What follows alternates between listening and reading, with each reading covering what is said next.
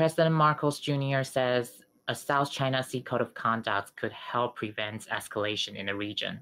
Could you walk us through why this code of conduct matters? The code of conduct does not intend to address the root cause of the dispute in the South China Sea, which is, of course, as shown by the 2016 Tribunal ruling on the South China Sea. It is Chinese maritime expansion. The code of conduct is silent about this matter.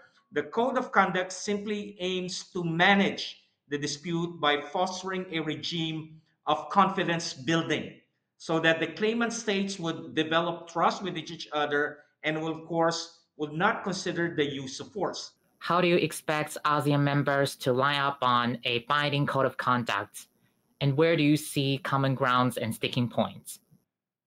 So even within the four claimant states, there is a division in terms of what will be the geographic scope of the code of conduct.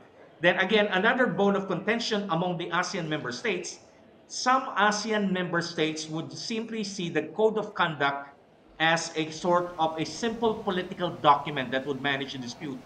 Of course, in the case of the Philippines and to a certain degree Vietnam, both the Philippines and Vietnam are, of course, advancing the position that a code of conduct should be based on international law.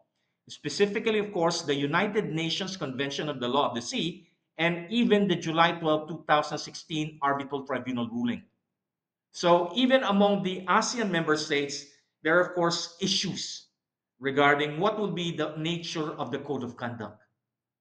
How effective do you think the Philippines has been in countering Chinese gray zone tactics in the region?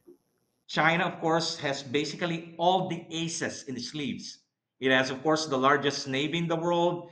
It has, of course, the largest coast guard in the world. It has basically militarized the features, the land features in the South China Sea. So it's not simply a matter of Philippines being effective.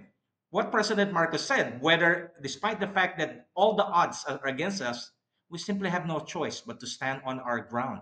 Because if we are simply overwhelmed by China, how will other countries look at how we have to deal with Chinese coercive action and Chinese expansion, not only the South China Sea, but also against Taiwan?